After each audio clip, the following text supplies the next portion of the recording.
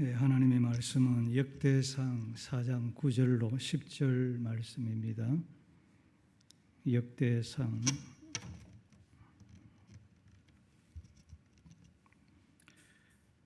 4장 9절 10절. 야베스는 그의 형제보다 귀중한 자라. 그의 어머니가 이름하여 이르되 야베스라 하였으니 이는 내가 수고로이 낳았다 함이었더라. 야베스가 이스라엘 하나님께 아뢰어 이르되 주께서 내게 복을 주시려거든 나의 지역을 넓히시고 주의 손으로 나를 도우사 나로 환난에 벗어나 내게 근심이 없게 하옵소서 하였더니 하나님이 그가 구하는 것을 허락하셨더라. 아멘. 반갑습니다. 교회에 와 보니까 환경미화가 참 깨끗하게 잘 되어서 제 마음이 굉장히 기쁘고 좋았습니다. 제가 은퇴할 때에 마지막 설교한 것을 여러분 기억하십니까? 하나님의 은혜와 평강이 있을지어다. 여러분 하나님의 은혜와 평강이 함께 하시기를 주의 이름으로 축복합니다.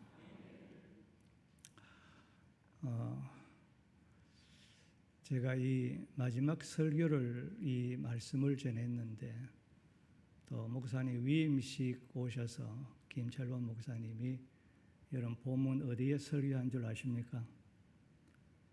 사도행전 9장 몇 절입니까? 31절 말씀. 거기에 보면은 온 유대와 예루살렘과 사마리아 교회가 평안하게 든든히 서가고 그런 말씀이죠. 거기도 보면 목사님이 그날 굉장히 강조한 설교 요지가 무엇입니까? 제목은 무엇이지요? 성경이 디자인하는 건강한 교회가 어떤 교회인가? 세 가지 말씀을 드렸습니다. 거기 보면 가장 강조한 것이 어찌든지 간에 교회가 평안해야 된다. 평안해야 된다. 그 말씀을 많이 강조를 했습니다. 여러분 목회자들이 특별히 말씀을 준비해 오고 설교를 할 때는 무엇인가 하나님께로부터 받은 영감이 있어서 그렇게 말씀을 전합니다. 그래서 그런 말씀들을 여러분들이 주의 깊게 기억을 하시고 그 말씀을 따라 행하려고 그렇게 힘쓰시고 노력하시면 지금까지도 하나님께서 우리의 교회를 정말 평안한 가운데서 건강한 교회로 여기까지 인도해 오신 줄로 믿습니다. 이 말씀을 기억하시면서 성경이 디자인하는 그런 건강한 교회가 지속되기를 주의 이름으로 축복합니다. 저는 요즘 참 잘 지나고 있습니다. 참 하나님은 너무너무 공의로우신 분이시다. 또 하나님은 기억력이 너무나 세밀하시고 그리고 행한 대로 정확하게 갚으시고 위로하시는 하나님이신 것을 저는 날마다 경험하면서 깜짝깜짝 놀라면서 많은 하나님의 위로를 받으면서 건강하게 즐겁게 잘 살고 있습니다. 기억이 나시면 저를 위해서 계속해서 남은 날들이 정말 내 영역이 떨어지지 아니하고 끝까지 변함없이 주님을 사랑하면서 아름다운 유종의 미를 거두는 그런 목사다운 목사가 되기를 원하는 그런 마음을 가지고 삶을 살아가고 있습니다. 여러분도 생각나는 대로 그렇게 기도해 주셨으면 대단히 고맙고 감사하겠습니다. 저는 이 본문의 말씀은 사실은 제가 이 교회 30년을 심호하면서 여러분 기억나시는지 모르지만은 2번 설교했습니다. 그리고 새벽 기도에도 종종 이 말씀을 예를 들어서 말씀을 전했습니다. 그때 이 말씀을 전했을 때는 그 요지가 달랐습니다. 야베스의 축복받은 내용에 관해서 제가 설교를 했습니다. 오늘 이 본문의 말씀은 이 야베스 본문이 주는 정말 핵심적인, 하나님께서 이 본문의 말씀을 통해서 우리에게 무엇을 말씀하시려고 하는 아주 핵심적인 주제를 가지고 이 말씀을 전하려고 합니다. 그래서 이 말씀을 꼭 전하고 싶어서, 그래 목사님이 저한테 목사님 남전도에 헌신 예배 좀 인도해 주십시오 전화가 왔길래 제가 K 성락을 했습니다. 그런데 옆에 있는 집사람이 눈총을 주면서 가면 안 된다고 어찌 만류를 하는지 그렇게 눈총을 받아가면서 이 자리에 왔습니다. 그러니 그 값은 하고 가야 안 되겠습니까?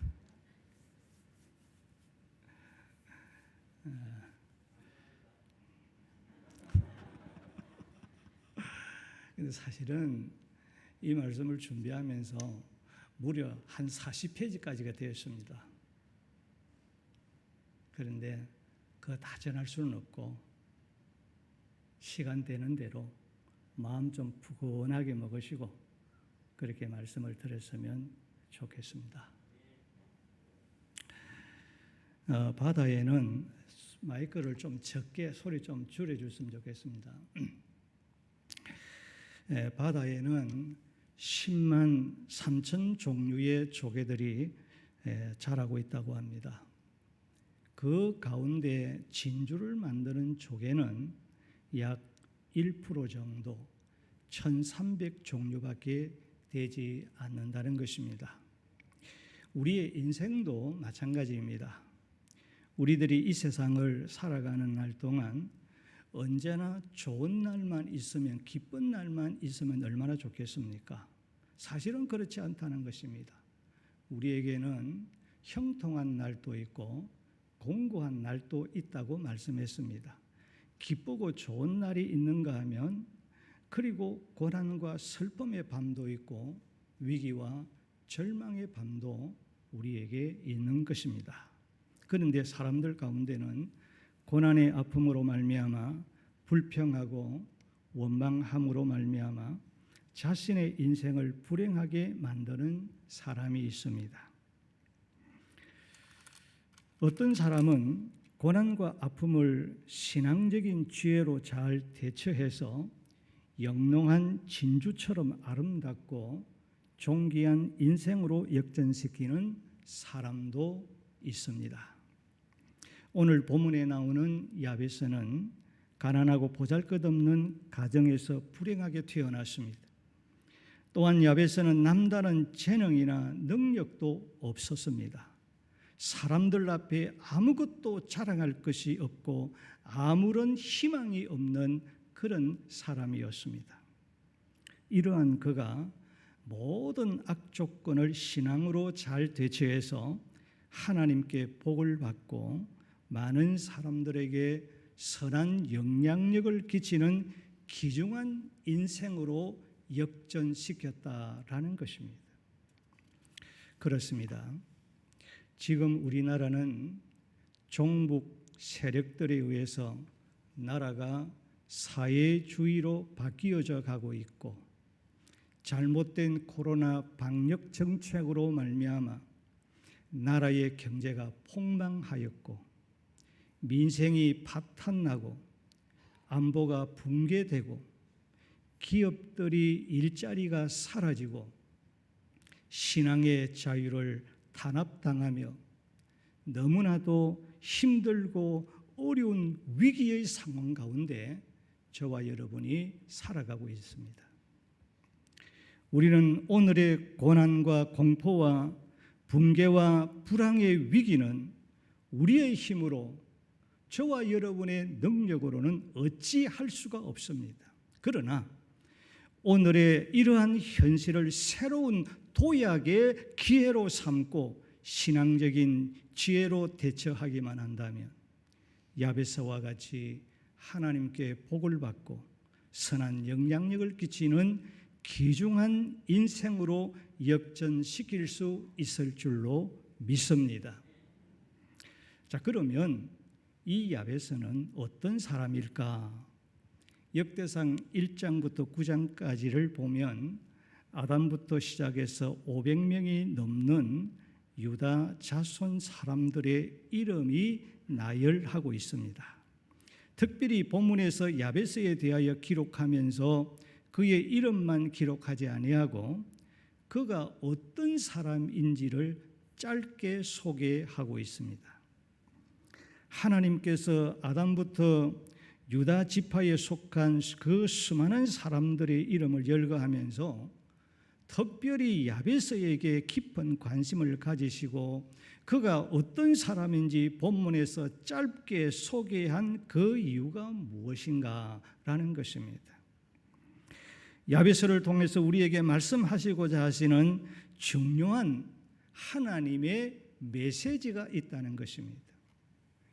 본문에서 야베스의 이름이 나오지만은 그의 부모의 이름은 나오지를 않습니다.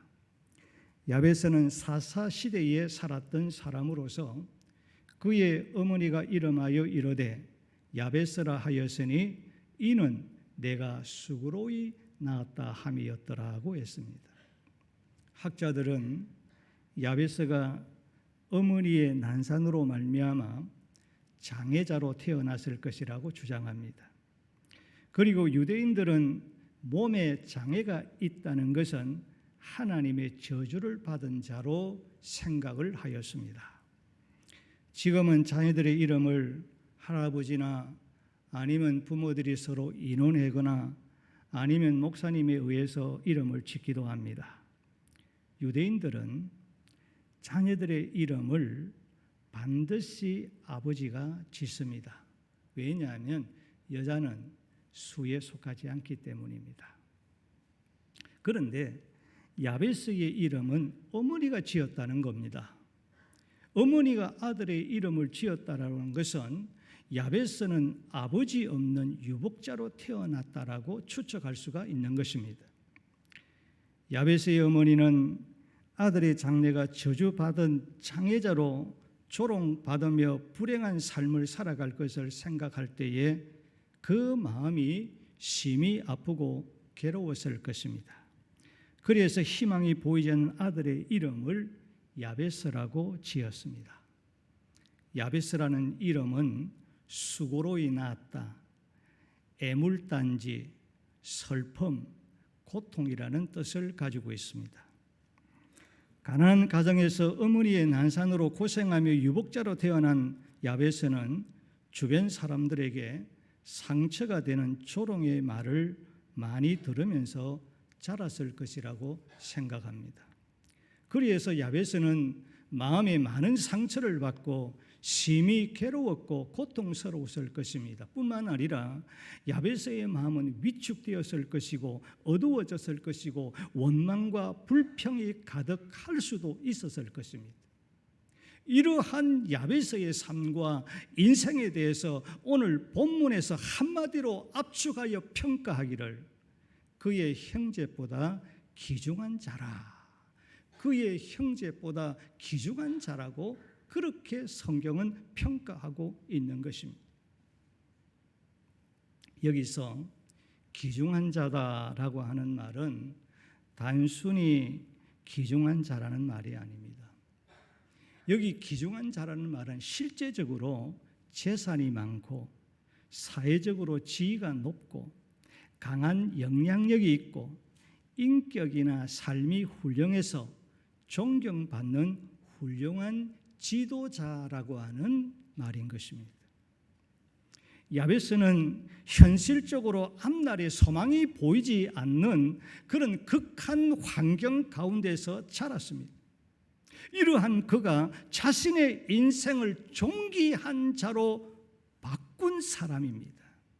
야베스는 사막과 같은 고통스러운 삶과 불행한 환경을 극복하고 낙원과 같은 복된 인생과 귀중한 인생으로 바꾸었습니다. 사랑하는 성도 여러분, 제1남전도의 여러분, 사실 가난의 문제와 불행의 악조건에서 벗어나 복을 받고 귀중한 자로 역전시킨다는 것은 말과 같이 쉬운 것이 결코 아닙니다.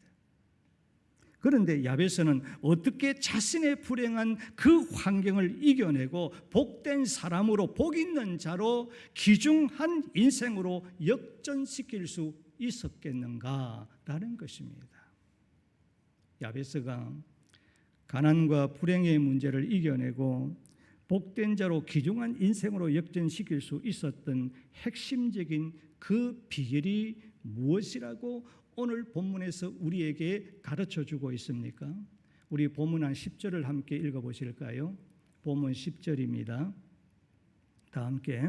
야베스가 이스라엘 하나님께 아뢰어 이르되 주께서 내게 복을 주시려거든 나의 지역을 넓히시고 주의 손으로 나를 도우사 나로 환난을 벗어나 내게 근심이 없게 하옵소서 하였더니 하나님이 그가 구한 것을 허락하셨더라.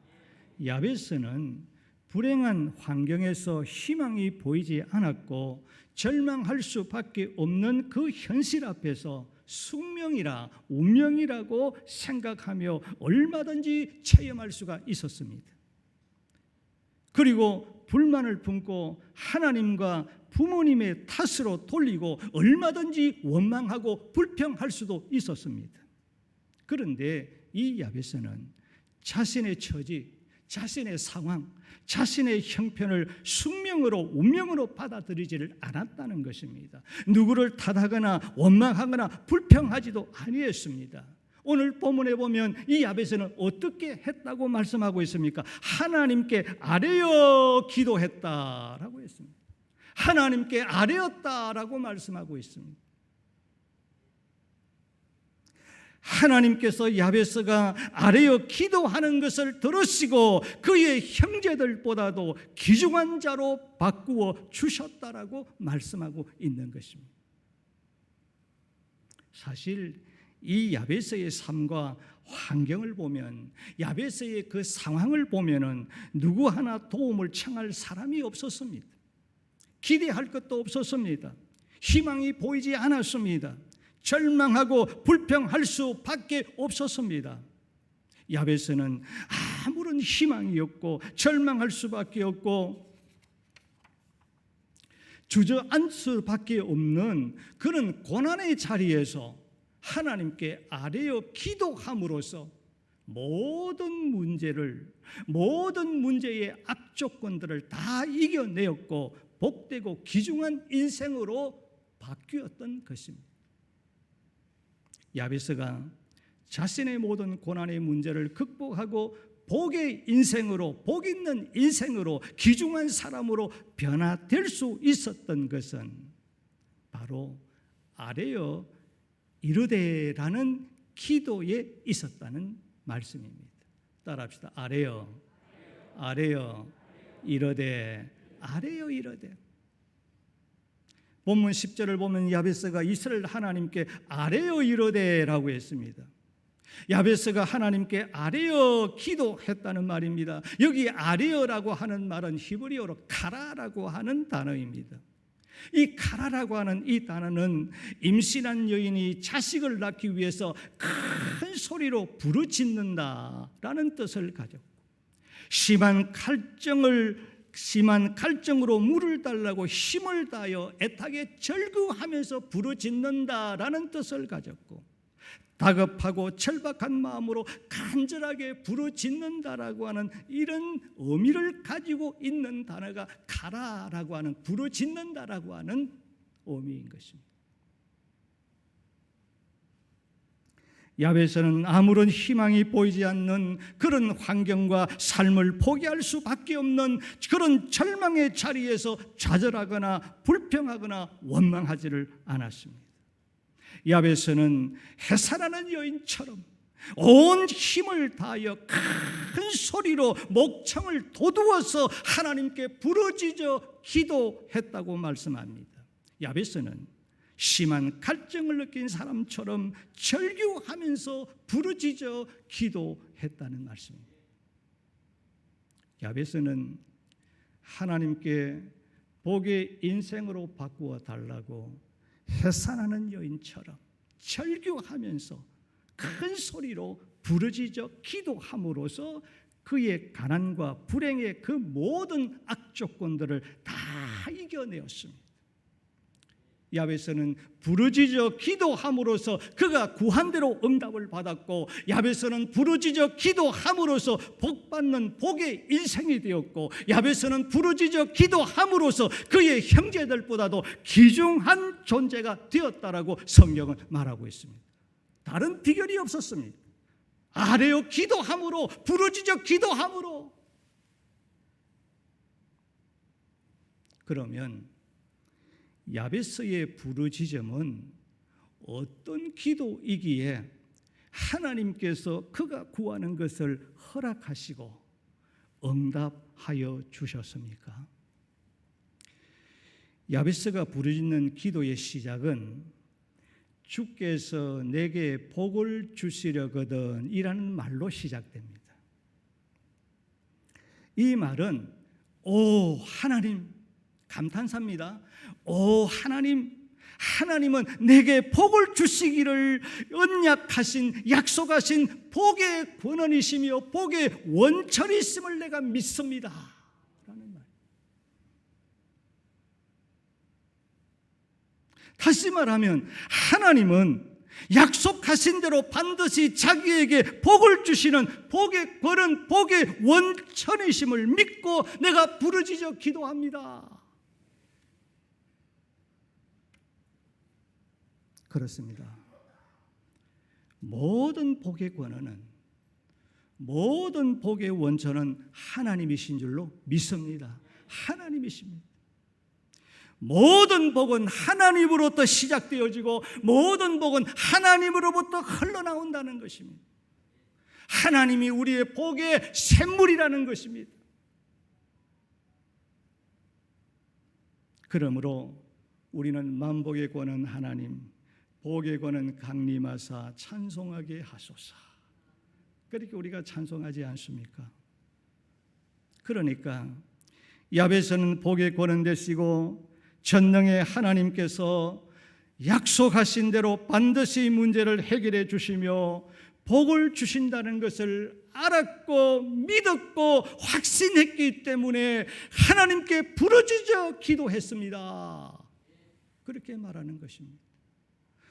알았을 뿐만 아니라 내가 믿었습니다. 믿었을 뿐만 아니라 내가 확신하기 때문에 내가 부르짖어 기도합니다.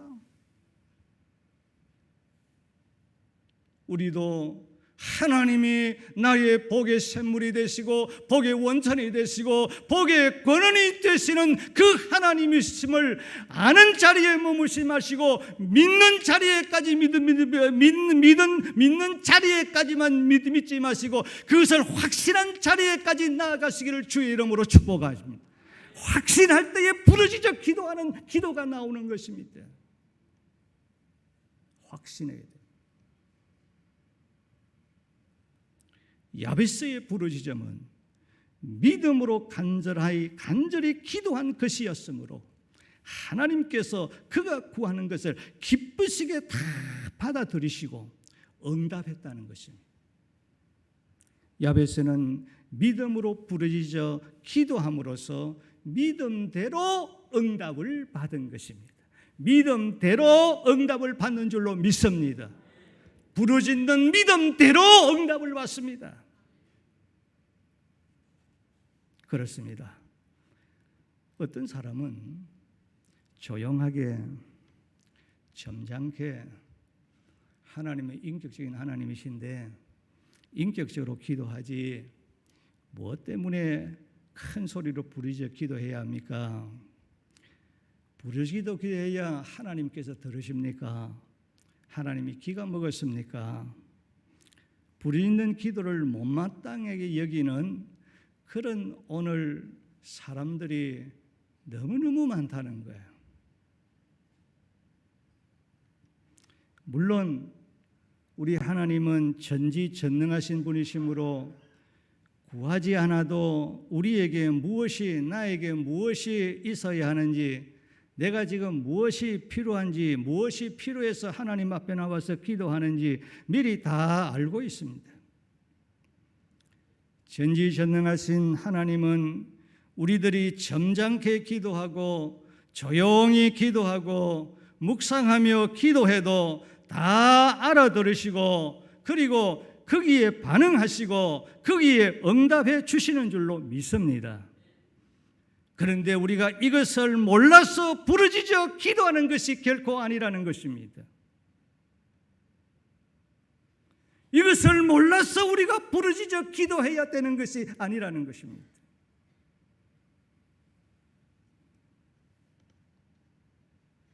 저도 이 자리에서 부르짖어 기도를 강조하는 것, 하나님이 이런 분이신 몰라서 여러분 지금 강조하는 것이 아닙니다.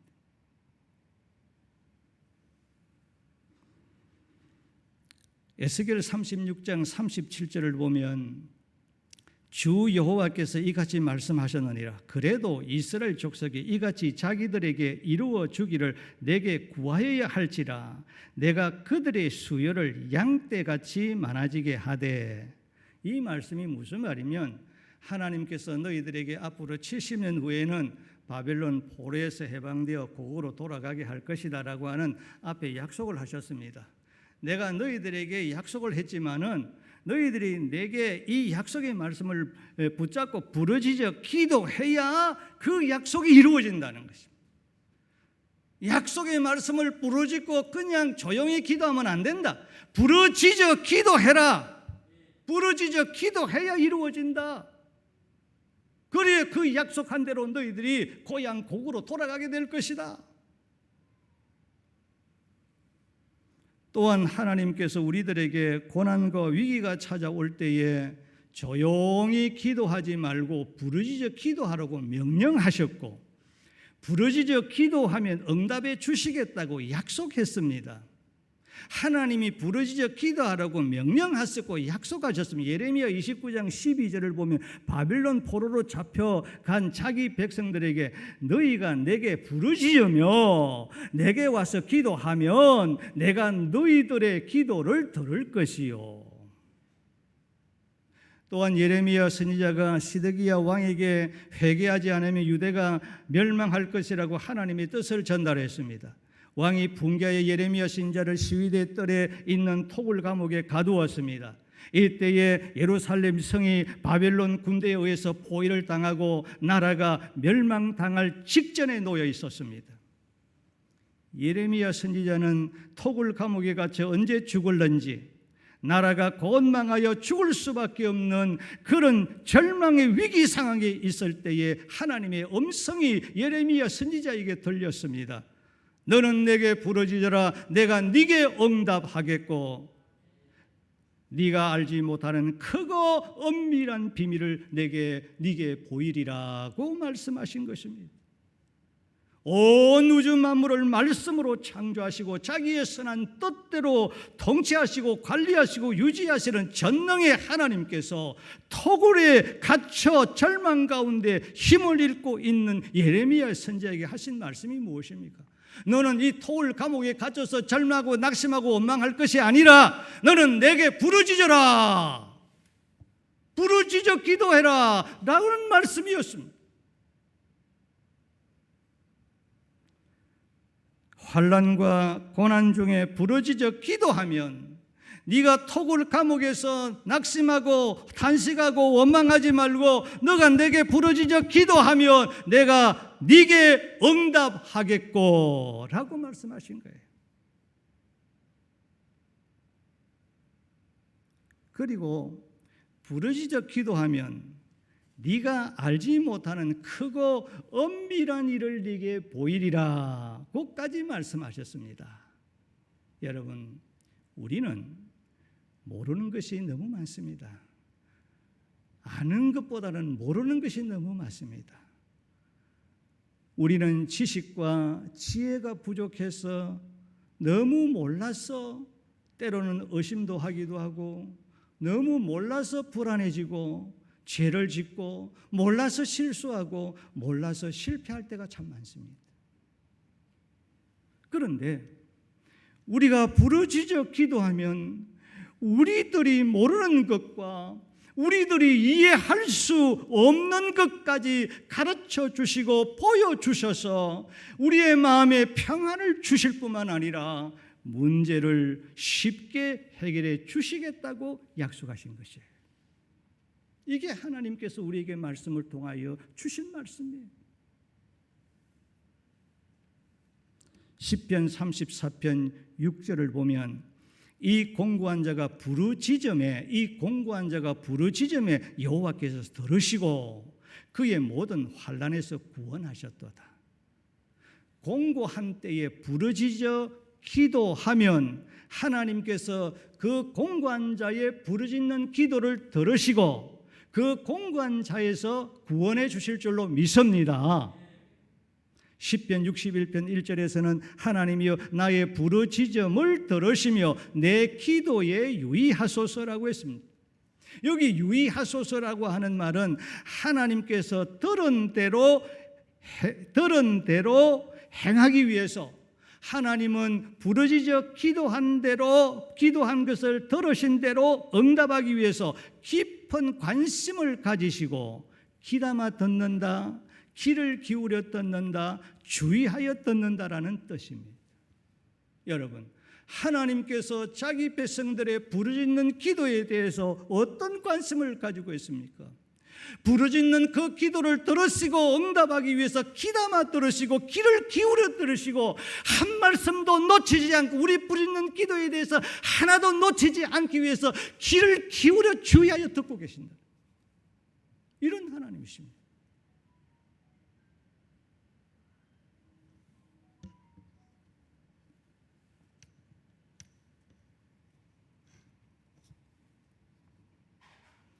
여러분, 점심 먹고 지금 잠이 올 때죠. 예. 저는 이 원고를 보지만은 여러분 다 보고 있습니다. 30년을 목회했으니까 아무 훌도 없고 말잖아. 왜 그걸 모르겠습니까? 졸음이 오더라도 좀 졸음을 깨어가면서 이 말씀을 꼭 들으셔야 됩니다. 들으셔야 됩니다.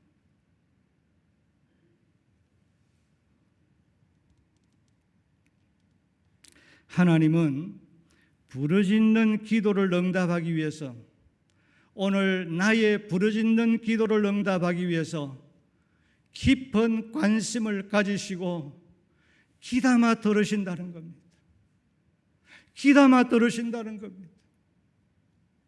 저는 조용히 기도할 때마다 기도하는 것보다도 그래도 하나님 앞에 땡깡을 찌르면서 몸부림치면서 기도에 그 기도가 다 응답이 된 것 같아요. 그 기도가 속히 응답이 된 것 같아요.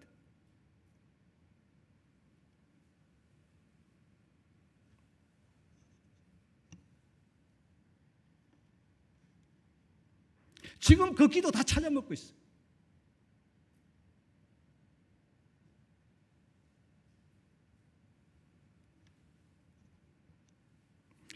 시편 30편 2절, 81편 7절, 107편 19절, 20절, 120편 1절에서도 여호와 내 하나님이여 내가 주께 부르짖음에 나를 고치셨나이다. 여러분, 어떤 질병이 있습니까? 어떤 질병으로 고통 중에 있습니까? 하나님은 병든 자에게 너는 내게 부르짖어 기도하라, 내가 고치리라. 부르짖어 기도해라. 덜 급해서 기도가 안 나오지.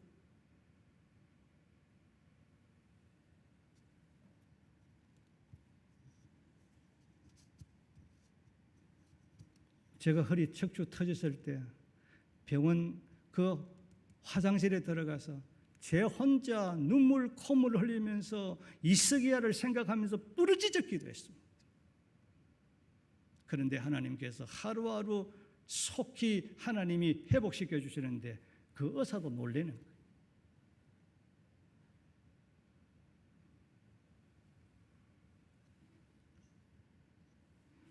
내가 고난 중에 부르짖음에 내가 너를 건졌고 내가 고난 중에 부르짖음에 내가 너를 건졌고 네게 응답하며 고난 중에 부르짖어 기도했더니 하나님이 그를 고난 중에 건져주셨고 그의 기도에 응답했다. 이에 그들이 그 환난 중에 여호와께 부르짖음에 그들의 고통에서 구원하시되 그가 말씀을 보내어 고치시고 말씀을 보내서 위급한 지경에서 건지시는도다.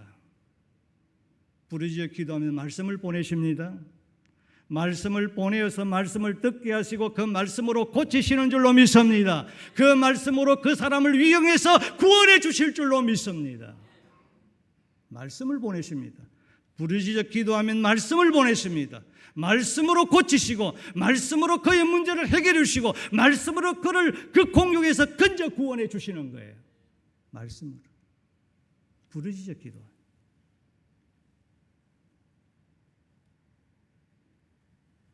내가 환난 중에 여호와께 부르짖었더니 내게 응답하셨도다.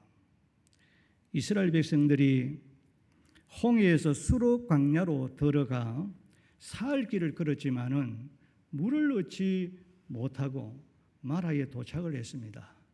그런데 그곳에 물이 있어서 마실 수가 없었습니다. 그때의 백성들은 모세를 원망했지만은 모세는 여호와께 부르짖어 기도했다고 했습니다.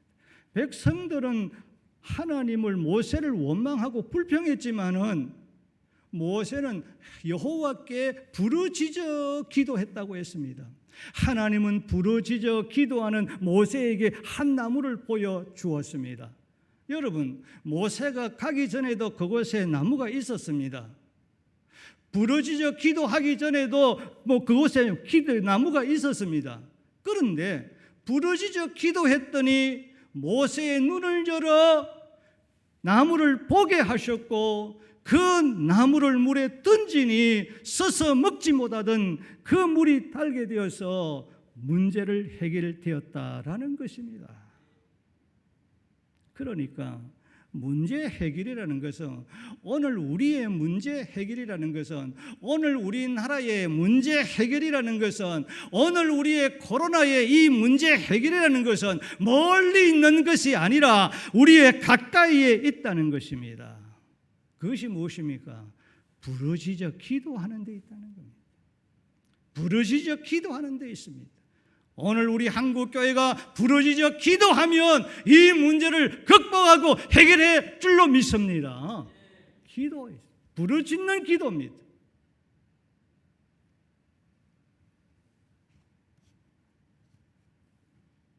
요나가 하나님의 말씀을 거역하고 다시스로 가는 배를 타고 가다가 큰 풍랑을 만나 살 소망이 끊어졌습니다. 하나님을 욕되게 했습니다. 사람들에게 조롱을 당했습니다. 바다에 던짐을 받았습니다.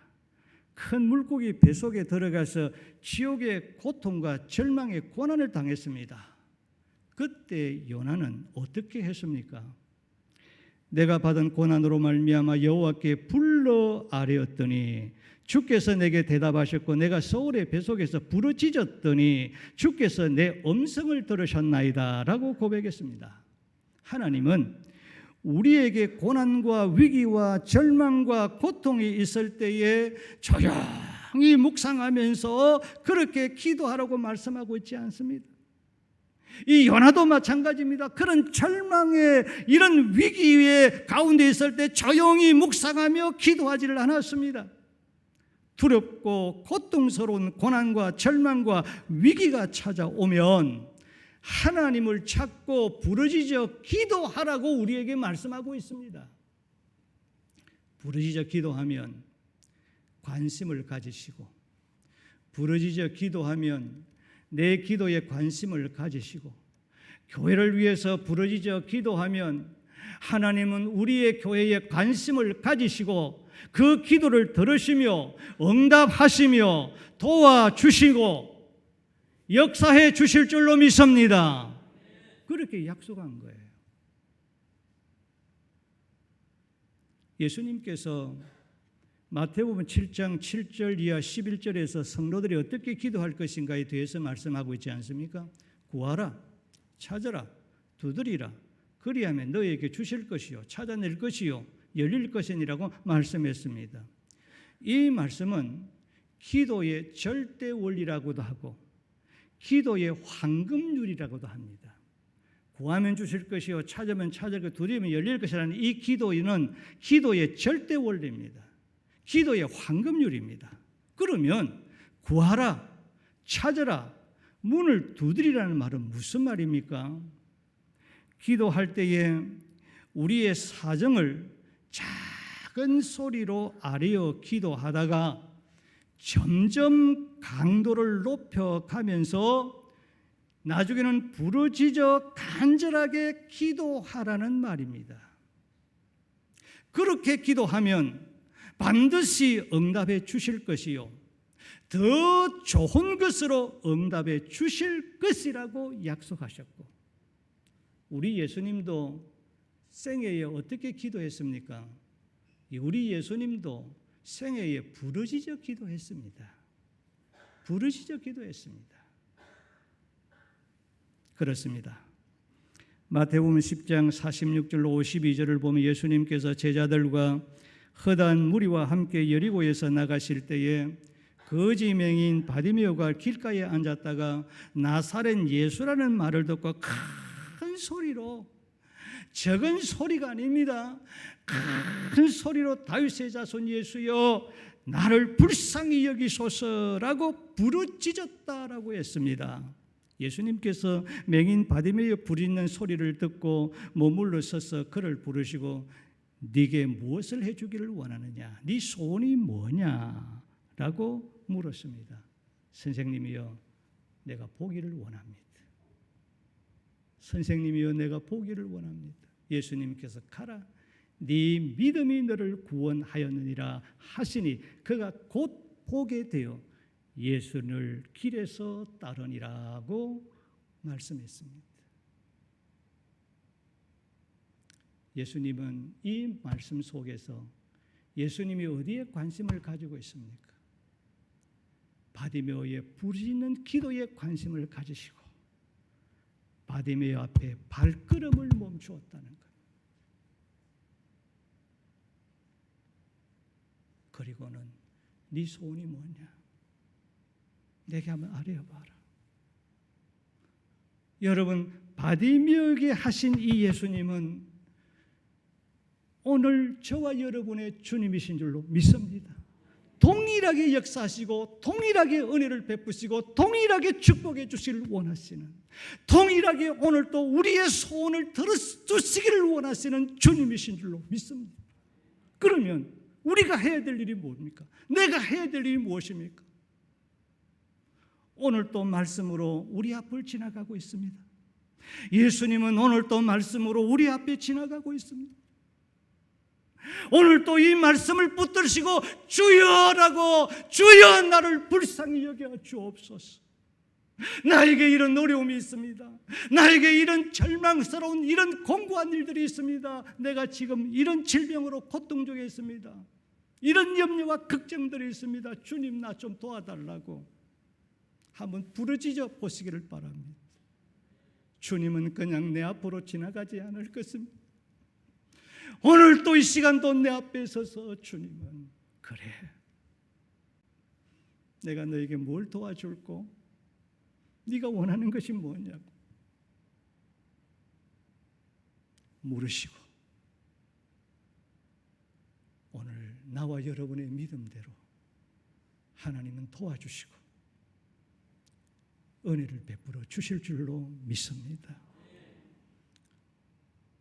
우리가 잘 아는 누가복음 18장 7절 8절을 보면 하물며 예수님께서 그 밤낮 부르짖는 택하신 자들의 원한을 풀어주지 아니하겠느냐, 그들에게 오래 참으시겠느냐, 내가 너희에게 이르노니 속히 그 원한을 풀어주리라. 그러나 인자가 올 때에 세상에서 믿음을 보겠느냐라고 했습니다. 부르짖는 기도는 우리의 소원을 응답해 주시고 나와 여러분의 소원을 응답해 주시고 우리의 원한을 속히 풀어주신다라고 말씀하고 있습니다. 여러분의 어떤 소원이 있으며 어떤 원한들을 가지고 있습니까? 부르짖어 기도하시기를 주의 이름으로 축복합니다. 그런데 예수님께서 인자가 올 때에, 세상의 종말이 가까울 때에 부르짖어 기도하는 믿음의 사람을 찾아보기 힘든다, 그렇게 말씀합니다.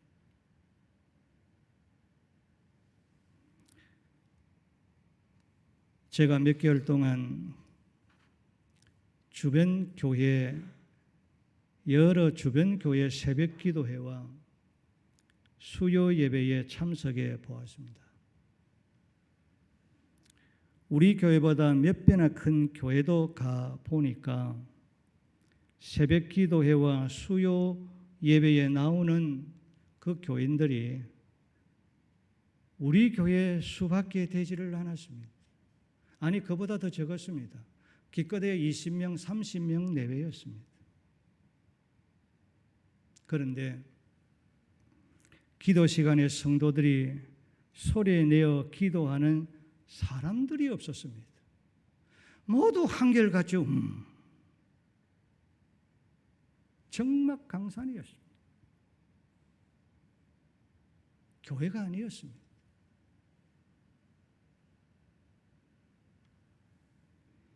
더 심각한 것은 교역자들이 자기 담당 때만 나오는 것이었습니다.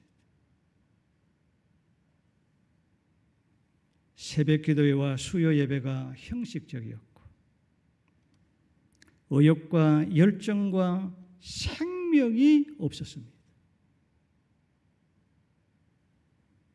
설교를 잘한다 못한다가 문제가 아닙니다. 우리는 설교를 잘한다 못한다 평할 수가 없습니다.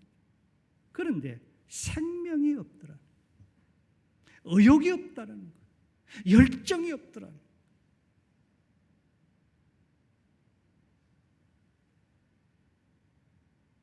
예수님께서 하신 말씀대로 믿음이 없는 말세의 교회 현상의 한 단면을 제 눈으로 볼 수가 있었습니다. 교회는 성도들이 모여 기도하는 집인 줄로 믿습니다.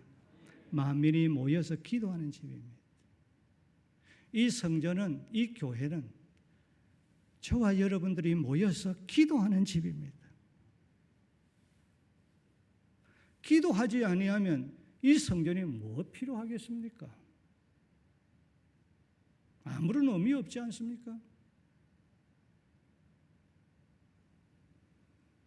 따라서 살아있는 교회, 건강한 교회는 성도들의 부르짖는 기도의 소리가 끊어지지 않아야 합니다.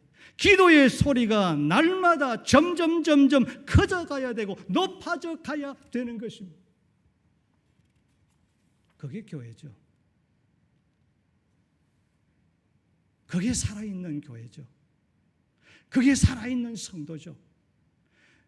그게 건강한 교회고 건강한 성도죠.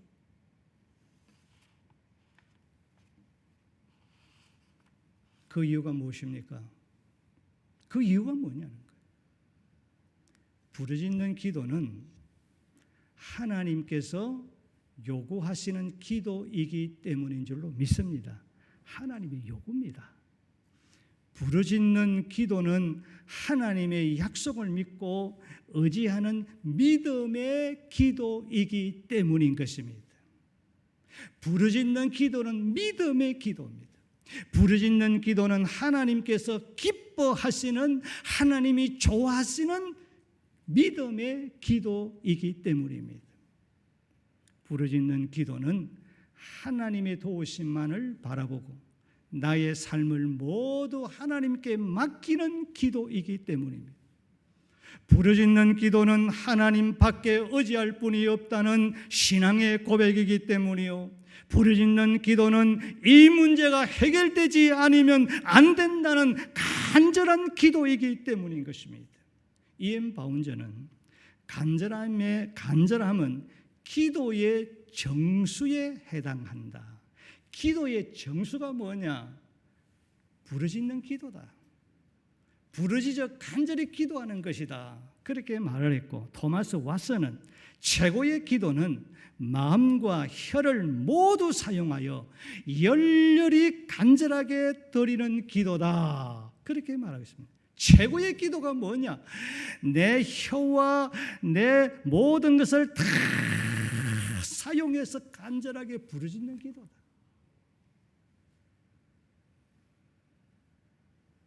부르짖는 기도는 하나님께서 응답해 주시기 위해 특별히 관심을 가지고 들으시는 기도이기 때문인 줄로 믿습니다. 관심을 가지고 들으시는 기도, 부르짖는 기도입니다.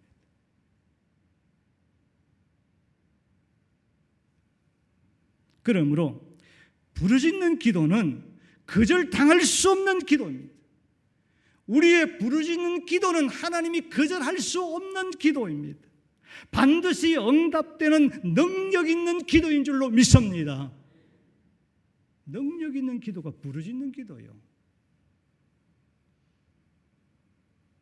겉으로 듣지 마세요.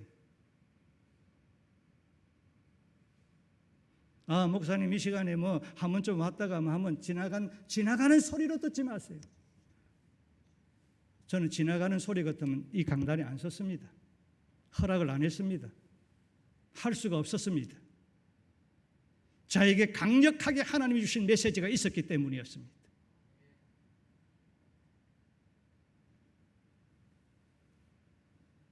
그래서 제 혼자 이 본문의 말씀을 전했지만은 이 본문의 말씀을 제가 한 달 동안 이 말씀을 묵상하면서 준비한 말씀이었습니다.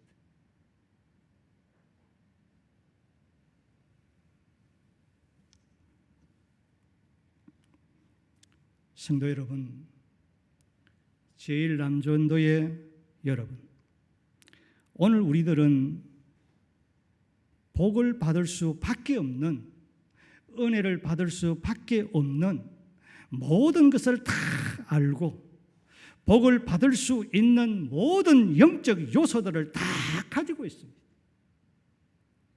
그럼에도 불구하고 우리들이 복을 받지 못하는, 은혜를 받지 못하는 이유가 뭘까요? 하나님께서 우리에게 복 받을 수 있는 것, 은혜 받을 수 있는 것, 모든 것 다 주시고 갖추게 해 주셨는데도 불구하고 우리가 하나님께서 우리에게 은혜 주시고 복 주시게 모든 것 다 준비해 놓으시고 계시는 그 하나님으로부터 우리가 은혜와 복을 받지 못하는 이유가 어디에 있느냐는 거예요.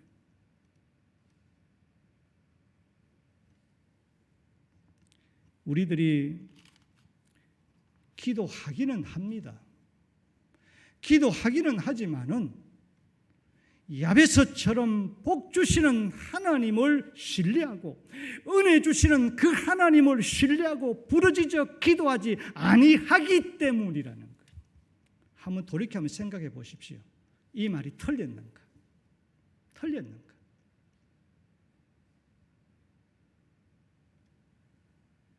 복을 주시는 것은, 은혜를 주시는 것은 하나님의 본질이며 하나님의 본성입니다. 그러므로 야고보서 4장 2절을 보면 너희가 얻지 못하면 구하지 아니하기 때문이요 라고 했습니다. 너희가 은혜를 받지 못하고 너희가 복을 받지 못하고 너희가 그 문제를 해결하지 못하는 그 원인이 어디에 있느냐? 내게 구하지 않기 때문이다. 내게 기도하지 않기 때문이다. 여러분 어렵습니까? 저는 여러분들의 30년 있으면서 여러분 수십 번, 수백 번 이 말씀을 전했습니다.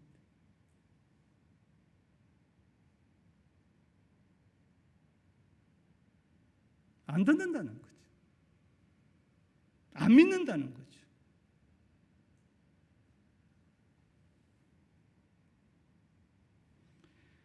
우리가 부르짖어 기도하면 하나님은 어제나 오늘이나 앞으로도 영원토록 변함이 없으시고 불변하신 하나님이신 줄로 믿습니다. 그 하나님은 오늘도 넘치도록 복을 주시고 은혜를 주실 줄로 믿습니다. 부르짖어 기도하면 오늘도 하나님께서 저와 여러분의 문제를 해결해 주실 줄로 믿습니다. 그런데 오늘 많은 성도들이 부르짖는 그 기도를 천박하게 여긴다는 것이에요. 천박하게 여기고 이걸 믿지 않는다는 거예요.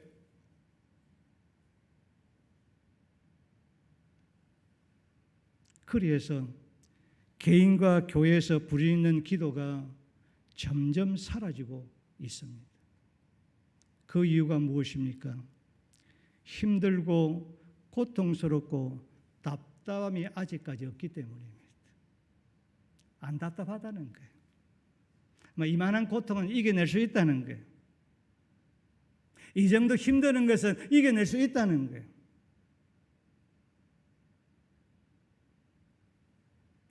힘들고 어려움이 있어도 좀 답답함이 있어도 굳이 하나님을 찾고 부르짖어 기도하지 아니해도 이만한 것 좀은 내 힘으로 내 능력으로 해결하여 살아갈 수가 있다는 교만 때문에 그렇습니다.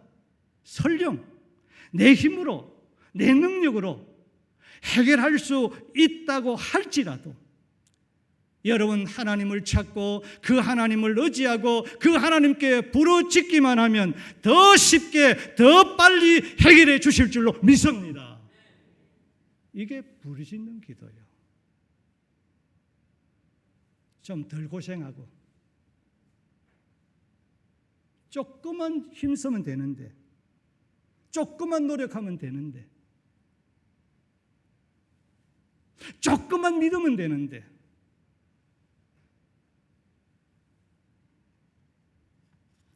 오늘 우리들에게 있어서 비극적인 것은 우리의 마음 속에 더 이상 부르짖어 기도할 만한 기도의 힘을 잃었다는 겁니다. 지금 우리는 믿음을 잃고 부르짖는 기도에 그 야성이 없다는 겁니다. 부르짖는 야성이 없어요.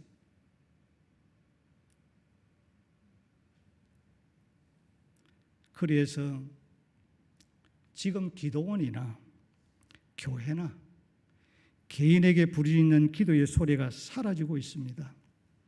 부르짖는 기도가 잠들었습니다. 멈추었습니다. 부르짖는 기도의 소리가 줄어들고 잠들기 시작한 그때부터 영적으로 무기력하게 되고 말았습니다. 부르짖는 기도의 소리가 줄어들기 시작한 그때부터 영적인 힘과 믿음을 잃었고 오늘 한국 교회는 세속화되기 시작했고 교인들은 경건의 능력이 사라지게 되었습니다. 겉은 멀쩡하죠. 겉은 화려하죠. 겉은 웅장하죠. 사람들은 많이 모였죠. 마치 된 줄 알고 있어요. 그런데 여러분 오늘 또 살아있는 교회, 성령이 역사한 교회를 한번 가보십시오. 교회가 왕왕왕왕왕왕. 저는 놀랐어요.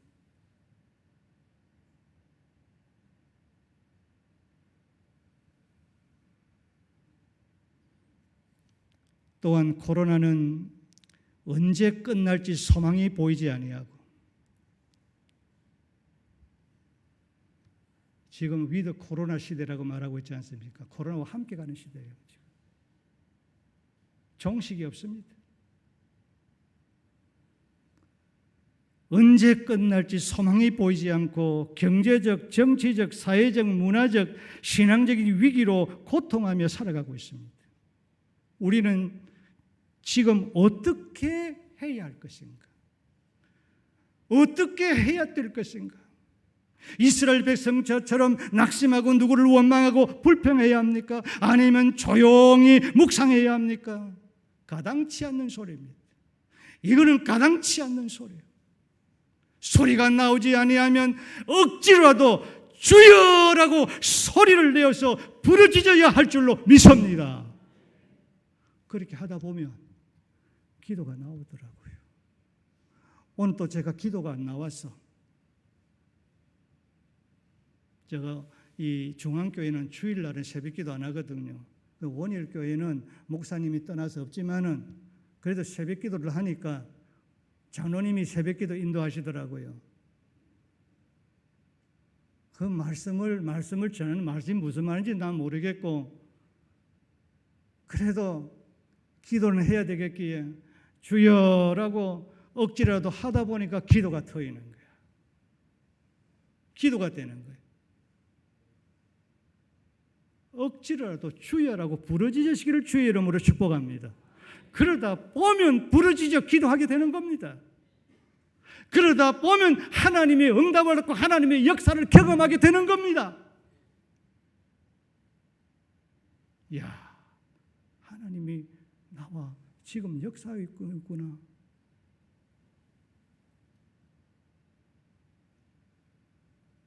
영적 감지를 느낀다고요.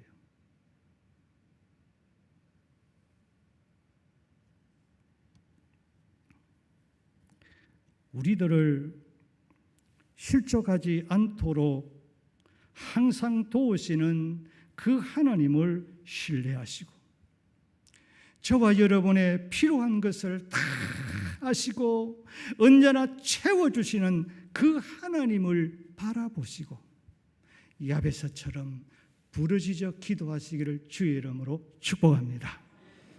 졸지도 아니하시고 주무시지도 않으시고 우리를 지키시고 저와 여러분을 지키시고 도와주시는 그 하나님께 온 마음을 다하여 부르짖어 기도하시기를 주의 이름으로 축복합니다. 야베스처럼 부르짖어 기도함으로써 그가 구하는 것을 다 응답받았고 복된 사람이 되었고 그의 형제들보다도 귀중한 자가 되었습니다. 그렇습니다. 지금 우리는 코로나로 말미암아 나라의 전반적인 것이 무너져가는 그런 위경에 처하여 있고 신앙의 자유가 탄압을 당하는 그런 시대에 회복되어야 할 기도는 바로 영적 야성으로 부르짖는 기도인 줄로 믿습니다. 부르짖는 기도. 오직 하나님의 도우심만을 바라보고 의지하는 부르짖는 기도가 회복되어야 하는 것입니다. 갈급한 심령으로 애타게 부르짖는 그 기도가 다시 회복되고 다시 살아나기를 주의 이름으로 축복합니다. 야베스는 자신의 욕망을 채우기 위해서 자기 자신을 자랑하기 위해서 자기 혼자만 잘 먹고 잘 입고 잘 살기 위해서 하나님 나에게 복의 복을 달라고 많은 복을 달라고 복 있는 사람을 달라고 기도하지 않았습니다. 하나님께서 주신 그 복으로 많은 사람들을 도와주고 유익을 주고 섬기는 복자가 되기 위해서 하나님 내게 많은 복을 주시고 복 있는 자가 되게 하시고 나의 마음과 나의 삶과 나의 지역을 넓혀달라고 부르짖어 기도한 것입니다. 또한 야베스는 내 힘으로는 가난과 불행한 인생을 바꿀 수가 없습니다. 내 능력으로는 할 수가 없습니다. 전능하신 하나님의 손이 나를 도와주셔야 하나님의 전능의 손이 나를 도와주시고 하나님의 사랑의 손의 인자와 긍휼과 자비의 그 손이 나를 도와주셔야 내가 복을 받을 수 있는 줄로 믿습니다. 나는 복 있는 자가 될 수 있는 줄로 믿습니다. 하나님의 손이 나를 도와주셔야 선한 영향력을 끼치는 삶을 살아갈 수가 있습니다. 환난에 벗어나 근심 걱정이 없는 평안한 삶을 살아갈 수가 있다라고 하며 부르짖어 기도한 것입니다. 하나님이 손을 도와주셔야 된다고. 그렇습니다. 하나님의 손이 이 성북교회와 함께 해주셔야 될 줄로 믿습니다. 하나님의 손에 여러분과 함께 해주시고 하나님의 손에 여러분의 가정과 함께 하시고 하나님의 손에 여러분의 직장과 함께 하시고 하나님의 손에 여러분의 하시는 사업에 함께 해주셔야 될 줄로 믿습니다. 하나님의 손이 함께 해달라고. 내 손은 내가 가지고 있는 지혜의 손은 내가 가지고 있는 인간의 장기의 손은 아무것도 아니에요. 그건 내려놓고 하나님의 손이 함께 해달라고. 하나님의 손. 그래야 내가 복 있는 사람이 됩니다. 선악령을 끼치는 사람이 됩니다. 진정 하나님이 원하시는 사람들을 도와주는 그런 사람이 됩니다. 이런 코로나 시대에도 하나님 주신 평안 가운데서 걱정, 근심 없는 삶을 살아갈 수가 있습니다. 부르짖어 기도하세요.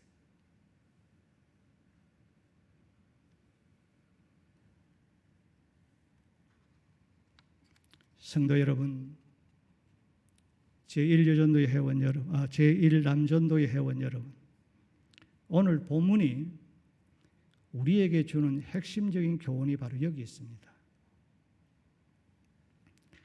내 뜻과 내 생각대로 내가 원하는 대로 되는 것이 없어도 아무런 희망이 보이지 아니해도 좌절하거나 포기하거나 원망하거나 불평하지 말라는 것입니다.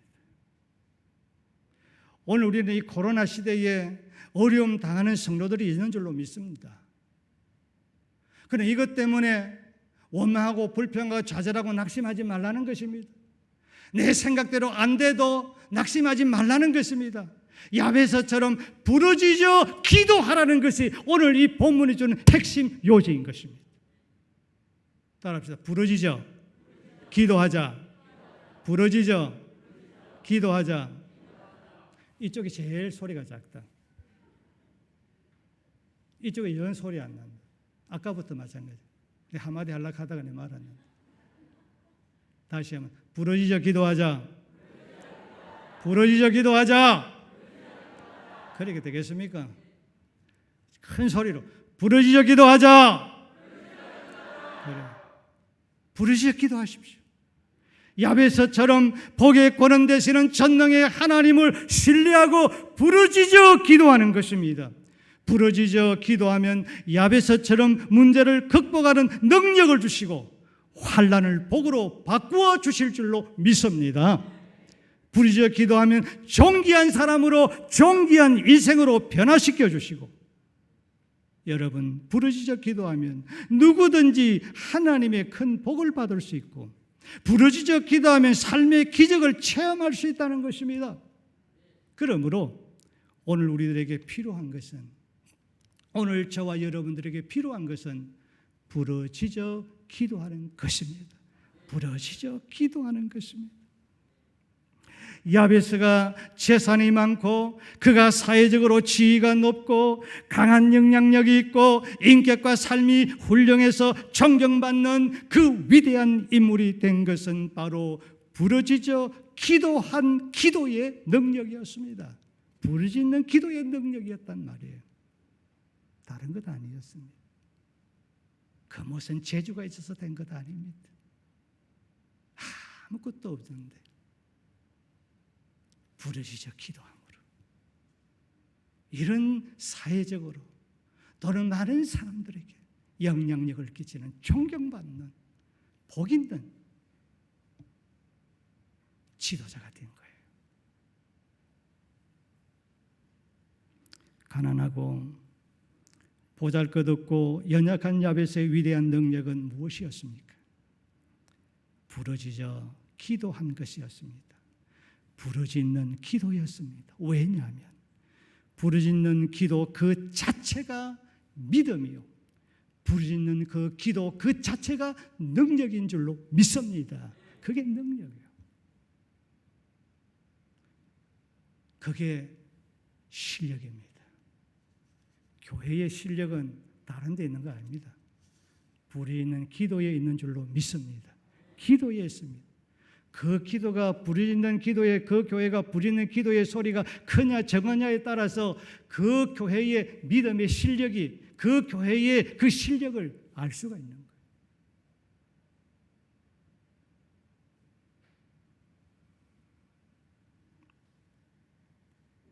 그러므로 오늘 우리에게 부르짖는 기도의 야성이 회복되기를 주의 이름으로 축복합니다. 부르짖는 기도의 야성, 부르짖는 기도가 살아나야 합니다. 부르짖는 기도를 통해서 우리는 야베스처럼 말세에 복 있는 제일 남전도회와 성도님들이 되시기를 주 예수의 이름으로 축복합니다. 우리 말씀을 기억하시면서 여러분 다 함께 가지고 있는